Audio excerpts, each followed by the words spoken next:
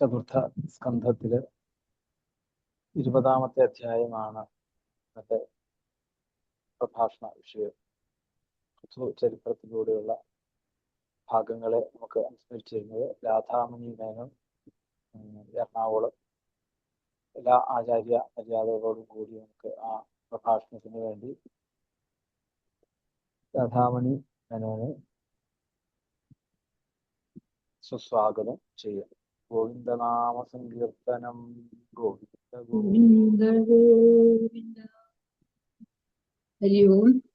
സദാശിവസമാജം അസ്മദാചാര്യപര്യന്താം വന്ദേ ഗുരുപരമ്പരാം. ഇപ്പോൾ നമ്മളിവിടെ പറയാൻ പോകുന്ന വിഷയം, ഋതു മഹാരാജാവ് യാഗം നടത്തി. അപ്പോ ഇന്ദ്രൻ വന്ന ആ യാഗമെല്ലാം യാഗം നടത്തുമ്പോ ഇന്ദ്രന്റെ സ്ഥാനം പോകുന്നുള്ള ഇതുകൊണ്ട് ഇന്ദ്രൻ വന്ന് യാഗം മുടക്കുകയാണ്. അപ്പൊ പൃഥുവിന് അത് ദേഷ്യം വന്നിട്ട് പൃഥുവും ഇന്ദ്രനായിട്ട് ഭയങ്കര വൈര്യമായി. അപ്പൊ അത് അവിടെ ഭഗവാൻ ഇടപെടുവാണ്. ഭഗവാൻ ഇടപെട്ട് ഭഗവാൻ വന്ന് പൃഥുവിനുള്ള ഉപദേശം കൊടുത്ത് അനുഗ്രഹിക്കുകയാണ്. മഹാവിഷ്ണുവിന്റെ പൃഥുവിന് നൽകുന്ന ഉപദേശമാണ് ഈ അധ്യായത്തിൽ വരുന്നത്. അപ്പൊ അതില് പറയുന്നത്, ഭഗവാനഭിവൈകുണ്ഠ സാഗം ഭഗവതാ വിഭൂ യജ്ഞപതിസ്തുഷ്ടോ യജ്ഞഭുക്തമഭാഷത. അതായത് എല്ലാത്തിലും വ്യാപിച്ചിരിക്കുന്ന യജ്ഞപതിയായും യാഗങ്ങൾ കൊണ്ട് പൂജിക്കപ്പെട്ടവനുമായ യജ്ഞഭാഗത്തെ ഭുത്സലമായ ഭഗവാനെ ഇതിനോടുകൂടി അവിടെ പ്രത്യക്ഷനായിട്ട് പറയുകയാണ്. ഏഷദേ അകരാശി ഭംഗം അയമേധസദസ്യ ക്ഷമാഭയതാത്മാനാം അമുഷ്യ ക്ഷന്തുമർഹസി. ഭഗവാൻ പറയുകയാണ്, രാജൻ, അങ്ങയുടെ 100ാമത്തെ അശ്വമേധയാഗം തടസ്സപ്പെട്ടു. അതിന് മാപ്പ് ചോദിക്കാൻ വേണ്ടി ലജ്ജയോടെ ആണെങ്കിലും ഇന്ദ്രൻ വന്നിവിടെ ക്ഷമിക്കാനായിട്ട് ഇവിടെ മാപ്പ് ചോദിക്കാൻ നിൽക്കുന്നുണ്ട്. അപ്പൊ ഇന്ദ്രന് അങ്ങ് മാപ്പ് കൊടുക്കാതെന്നാണ് ഭഗവാൻ പൃഥുവിനോട് പറയുകയാണ്. അപ്പൊ പൃഥു മഹാരാജാവ് പറയുവാണ്, സുധിയ സാധവോ ലോകേ നരദേവ നരോത്തമ നാവിദൃഹ്യതി ഭൂതേഭ്യോ യക്ഷീനാത്മാ കളേപരം. ഹേ രാജൻ, ലോകത്തിൽ ബുദ്ധിയുള്ളവരും സാധുക്കളുമായ മനുഷ്യശ്രേഷ്ഠന്മാരെ ഒരു ഭൂതങ്ങളെ ഉപദ്രവിക്കില്ല എന്നാ പറയുന്നത്. അപ്പൊ അവർക്ക് ശരീരം ആത്മാവല്ല. ശരീരം ബോധം കൊണ്ടാണ് നമ്മൾ പരലോകം ചെയ്യുന്നത്. ഞാൻ എന്റെ ലോകം ബോധം വരുമ്പോഴാണ് നമ്മൾ പരലോകം ചെയ്യാൻ നിൽക്കുന്നത്. അപ്പൊ അതുകൊണ്ട് ആത്മബോധമുള്ളവരെ ആരെയും ഉപദ്രവിക്കില്ല എന്നാണ് ഭഗവാൻ പറയുന്നത്. ഇതെല്ലാം ഭഗവാന്റെ വാക്കുകളാണ്, പൃഥുവിനോടൊപ്പം ഉപദേശമാണ്. അടുത്തത്, പുരുഷായതി മുഹ്യന്തി താദൃശോ ദേവമായ ശ്രമയേവ പരം ജാതോ സേവയാ. അപ്പൊ അങ്ങേ പോലുള്ള പുരുഷന്മാരെ ഈശ്വരമായയാൽ മോഹത്തിൽ പെടാതെ ജ്ഞാനികളെ സേവിച്ചുകൊണ്ട് ഇരുന്നാലേ അതിന് ഫലമുള്ളൂ. മോഹത്തിൽ പെട്ടുപോയപ്പോ അതിന് ഫലമില്ല. അപ്പൊ ജ്ഞാനം നേടുന്നത് പുരുഷാർത്ഥങ്ങൾ ഇതാക്കാനല്ല, മോശപ്രാപ്തിക്കാണെന്നാണ് ഭഗവാൻ പറയുന്നത്. നമ്മുടെ ജ്ഞാനം നേടുന്നത് പുരുഷാർത്ഥ ധർമാർത്ഥ കാമമോക്ഷങ്ങൾക്കായിട്ടല്ല, അത് നമുക്ക് മോശപ്രാപ്തിക്ക് വേണ്ടിയിട്ടാണ് നമ്മൾ ജ്ഞാനം നേടുന്നതാണ് ഭഗവാൻ പറയുന്നത്. അതകായമിമം വിദ്വാനാമവിദ്യകാമകർമ്മഭി ആരബ്ധൈതി നൈവാസ്മിൻ ബുദ്ധ്യോനുഷഞ്ജതേ. അതുകൊണ്ട് ജ്ഞാനിക്ക് ശരീരത്തിൽ ആത്മഭാവന ഉണ്ടായിരിക്കില്ല. ആത്മാവിനെ അറിയാതിരിക്കുന്ന വിഷയങ്ങളിലെ ആഗ്രഹവും അതിലൂടെ കർമ്മങ്ങളും ഉണ്ടാകാൻ ആത്മാവെന്ന ഭാവന വെടിയുന്നതാണ് വിവേകം. നമ്മൾ ആ ഒരു നമ്മൾ ചിന്തിക്കുക, നമ്മൾക്ക് അങ്ങനെ ഒരു ഇത് ഒരിക്കലും നമുക്ക് തോന്നരുത് എന്നുള്ളത് നമ്മൾ മനസ്സിൽ ഉറപ്പിക്കുക. അസംസക്ത ശരീരേസ്മിൻ ഉൽപ്പന്നോത്പാദിതേ ഗൃഹേ അഭേദ്യതവിണേ വാപി. ഈ ശരീരത്തില് ആസക്തിയില്ലാത്ത വന്നിരിക്കുന്ന ജ്ഞാനിക്ക് ശരീരവുമായി ബന്ധപ്പെട്ടിരിക്കുന്ന ഗൃഹം, സന്താനം, ധനം എന്റേതെന്നുള്ള മമത അതിനൊന്നും അവകാശമില്ല. അപ്പൊ അങ്ങനെ ഒരു ഭാവം, മിഥ്യാബോധം ഉണ്ടാവാൻ പാടില്ല. അതും വീണ്ടും വീണ്ടും ഭഗവാൻ എടുത്തെടുത്ത് പറയുന്നു. ഏകശുദ്ധ സ്വയം ജ്യോതി നിർഗുണോ സൗഗുണാശ്രയ സർവഗോനാകൃത സാക്ഷി നിരാത്മാനാത്മനപരാ. ആത്മാവ് ശുദ്ധനും ഏകനും നിർഗുണനും സ്വയം ജ്യോതിയുമാണ്. എല്ലാ ഗുണങ്ങളും ആത്മാവിനെ ആശ്രയിച്ചിരിക്കുന്നു. സർവത്തിനും വ്യാപിച്ചിരിക്കുന്ന ആത്മാവ് ഒന്നിനാലും മറക്കപ്പെടാത്തവനും എല്ലാത്തിനും സാക്ഷിയായിരിക്കുന്നവനുമായ ആത്മാവ്. ഇവയെല്ലാം ശരീരത്തില് എല്ലാം കൊണ്ട് ശരീരത്തിൽ നിന്നും ഭിന്നമാണ് ആത്മാവെന്ന് നമ്മൾ അറിയണം. അതായത് ഒരിക്കലും ആത്മാവ് ശരീരത്തില് ഉള്ളതല്ല, അത് വേറെ ഭിന്നമാണെന്നുള്ളത് നമുക്ക് ആ പൂർണ്ണബോധം നമുക്ക് ഉണ്ടായിരിക്കണം. ഏവം സ്വന്തം ആത്മനമാത്മസ്ഥം വേദപൂരുഷ രാജതേ പ്രകൃതിസ്ഥോപി തദ്ഗുണൈ സമയ സ്ഥിത. ഇപ്രകാരം ഇരിക്കുന്ന ആത്മാവിനെ ശരീരവുമായി അറിയുന്ന പുരുഷൻ പ്രകൃതിയായിരിക്കുന്ന ശരീരത്തിലാണെങ്കിലും പ്രകൃതി ഗുണങ്ങൾ അവനെ ബാധിക്കാത്തത് കൊണ്ട് അവൻ അഹന്ത മമത മുതലായി വേറിട്ട് എന്നിലിരിക്കുന്നവനാകുന്നു. അതാണ് വീണ്ടും ഭഗവാൻ കൊടുക്കുന്നത് അടുത്ത ഉപദേശം. അടുത്തത് സ്വധർമ്മേണ മാം നിത്യം നിരാസീ ശ്രദ്ധയാനിത ഭജദേശനകേസ്തസ്യ മനോരാജൻ പ്രസീദതി. ഹേ രാജൻ, ഏതൊരു പുരുഷൻ ഭോഗങ്ങളെയും ആചരിക്കാതെ ശ്രദ്ധയോടെ സ്വധർമാനുഷ്ഠത്തിൽ ഏർപ്പെട്ടുകൊണ്ട് എന്നെ ഭജിക്കുന്നുവെങ്കിൽ അവന്റെ മനസ്സ് മെല്ലെ മെല്ലെ പ്രസിദ്ധമായി തീരും. പരിത്യക്ത ഗുണസമ്യക് ദർശനോം സദാശ്രയ ശാന്തിമേ സമവസ്ഥാനം ബ്രഹ്മ കൈവല്യമശ്നുതേ. ഇപ്രകാരം നിശേഷം ഉപേക്ഷിക്കപ്പെട്ട ഗുണങ്ങളോട് കൂടിയവനും യഥാർത്ഥമായ കാഴ്ചയോട് കൂടിയവനും നിർമ്മലമായ അന്ധകരണത്തോട് കൂടിയവനുമായ എന്റെ സ്വരൂപമായിരിക്കുന്നവനും ശാന്തി സ്വരൂപനുമായ നിർവികാര ബ്രഹ്മത്തെ അനുഭവിക്കുന്നു. അത് 10ാമത്തെ ശ്ലോകത്തിൽ പറയുന്നു. അടുത്ത ശ്ലോകത്തില് ഉദാസീനമിവാദക്ഷം ദിവ്യജ്ഞാന ക്രിയാത്മനാം കൂടസ്കാമിമാത്മാനം യോ വേദാത്മോദിശോഭനം. പഞ്ചഭൂതാത്മകമായ ഈ ശരീരം ജ്ഞാനേന്ദ്രിയങ്ങൾ കർമ്മേന്ദ്രിയങ്ങൾ ഇവയുടെ അധ്യക്ഷനായിരുന്നുവെങ്കിലും കൂടസ്ഥനും നിർവികാരനും ഉദാസീനനുമായിട്ട് ആത്മാവിനെ ഏതൊരുവൻ അറിയുന്നുവോ അവൻ ശുദ്ധബ്രഹ്മത്തെ പ്രാപിക്കുന്നു. ഭിന്നസ്യലിംഗസ്യ ഗുണപ്രവാഹോ ദ്രവ്യക്രിയാകാരകചേതനാത്മന ദുഷ്ടാസു സമ്പൽസു വിപൽസു സൂരയോ ന വിക്രീയതേ മയി. മഹാഭൂതന്മാര്, ഇന്ദ്രിയങ്ങള്, ഇന്ദ്രിയ ദേവതകള്, ചേതനയോട് ചേർന്നിരിക്കുന്ന അന്ധകരണം എന്നിവയുടെ സംഘാതമായ വിളങ്ങുന്ന ശരീരം പരമാത്മാവിൽ നിന്ന് ഭിന്നമാണ്. ഗുണങ്ങളുടെ പ്രഭാവം അനുസരിച്ചുള്ള ജനനമരണാദികളും ശരീരത്തിനില്ല. വികാരം ഇതറിഞ്ഞിരിക്കുന്ന ജ്ഞാനികൾ എന്താ ചെയ്യുക? അപ്പോ വന്നുപോയിരിക്കുന്ന സുഖദുഃഖങ്ങളില് വികാരം കൊള്ളുന്നില്ല. അവർ സച്ചിദാനന്ദ സ്വരൂപനായ എന്നിൽ പരമപ്രേമത്തെ ബന്ധിച്ചുകൊണ്ടേയിരിക്കുന്നു. അങ്ങനെയാണ് ജ്ഞാനികൾ ചെയ്യുന്നത്. സമസമാനോത്തമ സുഖേച ദുഃഖേച ദിദേന്ദ്രിയാശ്രയ മയോപക്ലത്താഹില ലോക സംയുതോ വിദൽസ്വ വീരഹാകില ലോകരക്ഷണം. ഏ വീര, സുഖത്തിലും ദുഃഖത്തിലും സമബുദ്ധിയോടും ഉത്തമന്മാരിലും മധ്യമന്മാരിലും അധമന്മാരിലും സമാനമായ പരിഗണനയോടും ഇന്ദ്രിയങ്ങളെ ജയിച്ചും അന്ധകരണത്തെ സ്വാധീനമാക്കിയും എന്നാൽ നിശ്ചയിക്കപ്പെട്ടിരിക്കുന്ന മന്ത്രിമാർ തുടങ്ങിയ സകല ജനങ്ങളോടും കൂടി സമസ്ത ലോകത്തോടും കൂടി അങ്ങ് അവരെ പരിപാലിച്ച് ഇരിക്കുക. അതാണ് ഭഗവാൻ അടുത്ത ഉപദേശം കൊടുത്തത്. ക്ഷേയ പ്രജാപരാന്മേവ രാജ്ഞോ യസംബാരയായസുതാഷ്ടമംശം ഹർത്താന്യാദാഹുത പുണ്യ പ്രജാനമരക്ഷിത കരഹാരോഹമത്തി. രാജാവിന്റെ ശ്രേയസ് പ്രജാക്ഷേമാണ് ഏറ്റവും വലിയ ശ്രേയസ്. ഇപ്പൊ രാജ്യഭാരം നടത്തിയ ശേഷം പരലോകത്തിലേക്ക് എത്തുമ്പോൾ പ്രജകൾ അനുഷ്ഠിച്ച സുഹൃതങ്ങളുടെ ഫലത്തിന്റെ 6 അംശം രാജാവിന് ലഭിക്കുന്നതാണ് പറയുന്നത്. അങ്ങനെ സ്വർഗീയ സുഖങ്ങൾ രാജാവിന് അനുഭവിക്കാൻ സാധിക്കും. പ്രജകളെ ശരിയായി സംരക്ഷിക്കാത്ത കരം മാത്രം പിരിച്ചെഴുതിയിരിക്കുന്ന രാജാവിന് എന്തായിരിക്കുന്നത്? പരലോകത്തിലെത്തുമ്പോൾ രാജാവിന്റെ പുണ്യത്തെ പ്രജകൾ അപഹരിക്കുകയാണ്. രാജാവിന് പുണ്യം ഉണ്ടാവില്ല, പാപം മാത്രമേ അവിടെ കിട്ടുള്ളൂ എന്ന് പറയുന്നു. ഇപ്രകാരം ബ്രാഹ്മണ ശ്രേഷ്ഠന്മാരെ സമ്മതിക്കപ്പെട്ടതും അങ്ങയുടെ പൂർവികന്മാരായ പ്രധാന ധർമ്മത്തോടുകൂടി ഈ ഭൂമിയിൽ രക്ഷിതാവായിരിക്കുന്ന അങ്ങ് അല്പകാലം കഴിയുമ്പോൾ പ്രജകളാൽ അനുഗ്രഹമായി തീരും. അപ്പോൾ അങ്ങയുടെ സമീപത്ത് വെച്ച് സിദ്ധന്മാരായ സനകുമാരന്മാരെ അങ്ങ് കണ്ടുമുട്ടുന്നാണ് പറയുന്നത്. സനകുമാരന്മാരെ കണ്ടുമുട്ടുമ്പോ അവരുടെ ഉപദേശം കിട്ടും. അതാണ് വരം ചമർക്കഞ്ജനമാനവേന്ദ്ര ദേഹം ഗുണശീലേന്ദ്രിത നാഹം മകൈവൈ സുലഭസ്തബോധി യോഗേന വായ സമ ചിത്തവർത്തി. ഹേ മനുഷ്യോത്തമ, അങ്ങയുടെ ഉത്തമ ഗുണങ്ങളിലും സ്വഭാവത്തിലും ഞാൻ അത്യന്തം വശീകരിക്കപ്പെട്ടിരിക്കുന്നു. എന്നിൽ നിന്ന് ഇഷ്ടമുള്ള വരത്തെ ഭരിച്ചാലും എന്നാണ് ഭഗവാൻ പറയുന്നത്. അപ്പോ ഈ പൃഥു എന്താ പറയുന്നതെന്ന് അറിയാമോ?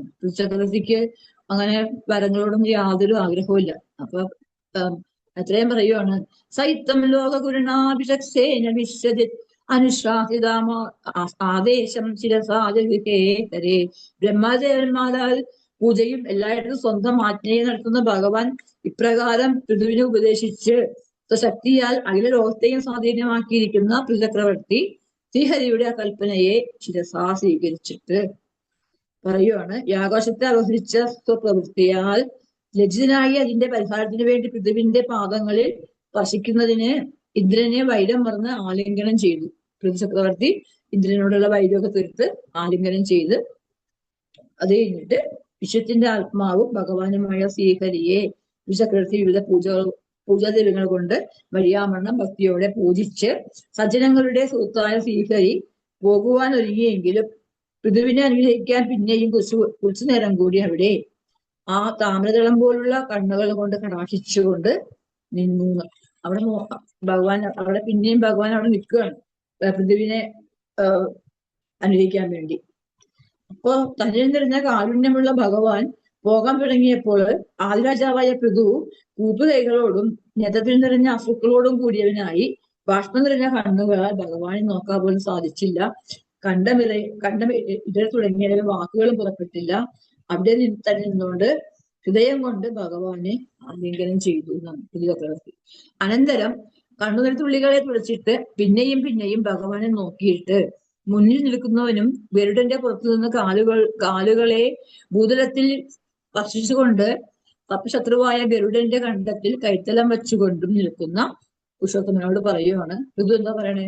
വരാൻ വിബോധൽ വരദേശ്വരാത്ഭുത കഥം വൃണീരേ ഗുണവിക്രിയാത്മനാം ഏ നാരകാണാമഭിസന്ധിദേഹിനാം താനീശ കൈവല്യ പതേ വൃണേനചാം. ഇത് പറയുവാണ്, ഹേ പ്രഭോ കൈവല്യമൂർത്തെ, ഈശ ത്രിഗുണങ്ങളുടെ ബാധയാൽ വികൃതമായ മനസ്സോട് കൂടിയവനും നരകതുല്യനുമായ നിജയോനികളിൽ ജനിച്ചവനുമായ യോഹികൾക്ക് പോലും അസുലഭമാണ് വിഷയസുഖങ്ങൾ. അവയെ നിന്നിൽ നിന്ന് എങ്ങനെ ഭരിക്കും? തുച്ഛമായ വിഷയസുഖങ്ങൾ അറിവുള്ളവർ ഭരിക്കുകയില്ല. ന കാമയേ നാദ തദപ്യഹം ക്വചിന്ന യത്ര യുഷ്മന്ന ചരണാഭുജാസവ മഹത്വമാന്തർഹൃദയാമുഗച്ഛതോ വിദർശകർണാമേ വരാ. ഹേ നാഥ, കൈവല്യപതിയായ അങ്ങയിൽ നിന്ന് കൈവല്യപദവും ഞാൻ കാക്ഷിക്കുന്നില്ല. എന്തുകൊണ്ടെന്നാല് കൈവല്യ പ്രാപ്തി ഉണ്ടായാൽ അങ്ങയുടെ ഭക്തന്മാരായ മഹത്തുക്കളുടെ മുഖത്തു നിന്ന് ഒഴുകി വരുന്ന നിന്തിരുവടിയുടെ പാതാരബിന്ദത്തിലെ തേങ്ങു വരാൻ സാധിക്കുകയില്ല. അപ്പൊ അങ്ങയുടെ കഥാമൃതത്തെ കേട്ട് ആനന്ദിക്കാനായി എനിക്ക് 10,000 ചെവികളുടെ കർണങ്ങൾ, അതായത് നമുക്ക് 2 ചെവി ഉണ്ടെങ്കിലും ആ ചെവികൾക്ക് 10,000 ചെവികളുടെ ശക്തി തന്ന് എന്നെ അനുഗ്രഹിക്കണേന്ന്. ഭഗവത് നാമങ്ങൾ കേൾക്കാനും ഭഗവത് കഥകൾ കേൾക്കാനുമായിട്ട് എന്നെ അനുഗ്രഹിക്കണമെന്നാണ് പൃഥു പറയുന്നത്. സൗത്തമ ശ്ലോക മഹാമുഖച്ഛതോ ഭവൽപദാംബോജ സുധാകണാനില സ്മൃതിം പൂർവീ സ്മൃതത്വവത്മനാം യോഗിനാം നോ ഇതരത്വലം വരേ.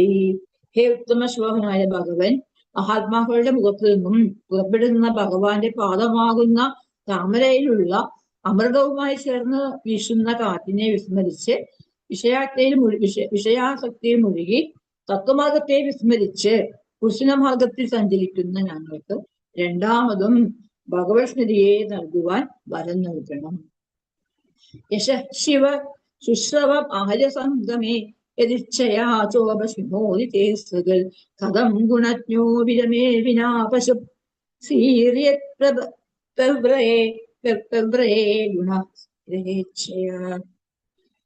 ശോഭനമായുള്ള കീർത്തിയുള്ള ഹേ ദേവ, ആനന്ദകരമായ അങ്ങയുടെ യശസ്സിനെ യതിച്ഛയാ ഒരു തവണ കേൾക്കുന്നതിന് ഇടവരുന്നെങ്കിൽ അയാൾ പരിശുദ്ധനായ മനുഷ്യനല്ല.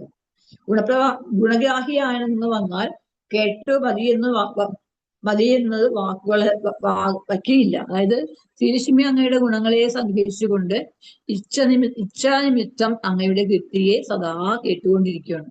അപ്പോ അതുകൊണ്ട് സർവഗുണങ്ങളെയും നിവാസ സ്ഥാനമായും സർവപുരുഷന്മാരിലും ഉത്തമനുമായ അങ്ങയെ ഈ ലക്ഷ്മി ദേവിയെ പോലെ ഉത്സുകനായിട്ട് ഞാൻ ഏറ്റവും ഭജിക്കുന്നു. ഹേ ഭഗവാൻ, അവിടുത്തെ പാദപത്മങ്ങളിൽ അവിഛിന്നവും ഒരേപോലുള്ളതുമായ മനസ്സോടു കൂടിയതും ഏകനായ അങ്ങയെ സേവിക്കുന്ന ലക്ഷ്മി ദേവിക്കും എനിക്കും തമ്മിൽ കലഹമുണ്ടാകാതിരിക്കാൻ അവിടുന്ന് അനുഗ്രഹിക്കണം. അത് ലക്ഷ്മി പോലെ തന്നെ ഉറച്ച് ഇരിക്കുകയാണ്. ലക്ഷ്മിയുടെ സ്ഥാനം എവിടെയാ? ഭഗവാന്റെ മാറിലാണ്. അപ്പൊ അതേപോലെ തന്നെ പൃഥുവിനും അങ്ങനെ ഇരിക്കണം. അപ്പൊ ഞങ്ങൾ തമ്മിൽ യാതൊരു കലഹവും ഉണ്ടാവരുത്. അതേപോലത്തെ ഭക്തിയാണ് പൃഥു ചോദിക്കുന്നത്. ജഗജ്ജനന്യാം ജഗദീശ വൈശസം സ്യാദേവ യത്കർമ്മണി സമീഹിതം കരോഷി ഫൽഗുരു ദീനവത്സല സ്വയേവ വിഷ്ണോപി രഥസ്യ കിം തയാ. ശ്രീ ഭഗതിയായ ജഗദംബ ഏതൊരാളെ ഭജിക്കുന്നുവോ ആ ഇന്ദ്രയുടെ തന്നെ സദാ ഭജിക്കാനായിരിക്കുന്ന എന്നിലും എന്നെ പോലുള്ള ഭക്തന്മാരിലും ജഗദീശ്വരിക്ക് വിരോധം ഉണ്ടാകരുതെന്ന് നിശ്ചയം. അത് സംഭവിക്കാതിരിക്കാൻ ദീനവത്സനായ ഭഗവാൻ ഭക്തന്മാർ പ്രദാനം ചെയ്യുന്ന അല്പമായ സേവയും മഹത്തായി കണക്കാക്കി അവരെ സങ്കടങ്ങളിൽ നിന്ന് രക്ഷിക്കണം. അങ്ങയെ സദാ ഭജിക്കുന്ന ഞങ്ങൾക്ക് സംസാരത്തിൽ നിന്നും കടക്കാൻ കഴിയും. എന്നാൽ അങ്ങേക്ക് ശ്രീദേവിയെ കൊണ്ട് എന്തും ഫലം. ശ്രീദേവി ഭരിക്കുന്നത് വിശേഷങ്ങളും ഐശ്വര്യങ്ങളും വർദ്ധിക്കാനാണെന്നാണ് അതിന്റെ ഒരു ഇത് സാരം പറയുന്നത്. ഭക്തന്മാരുടെ ഐശ്വര്യത്തെ കാക്ഷിക്കാത്തത് കൊണ്ട് ശ്രീദേവിക്ക് വിരോധം ഉണ്ടാകാമെന്ന്.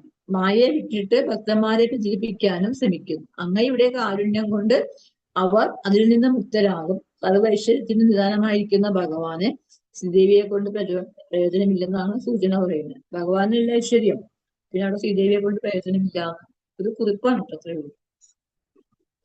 ഹേ ഭഗവാൻ, നിന്തിരുവഴിയുടെ പരമാനന്ദ സ്വരൂപനും ആത്മാരാമനും ആയതുകൊണ്ടാണ് സാധുക്കൾ ദൂരീകരിക്കപ്പെട്ട മായാഗുണ വിഗ്രഹങ്ങളെ ഉദയത്തിനു ശേഷവും അങ്ങയെ ഭജിക്കുന്നത്. അവർക്ക് നിന്തിരുവഴിയുടെ പാതാരബിന്ദത്തെ ഭജിക്കുക എന്നല്ലാതെ മറ്റൊരു ആഗ്രഹവുമില്ല. മന്യേ ശരീരം മന്യേഗിരം തേജകതാമി മോഹിനം വരം വിനീഷേതി ഭജന്ത മാത്രയൽ വാചാനുതന്ധ്യായതി തേജനോസിത കഥം പുനഃ കർമ്മ കരോതി മോഹിത.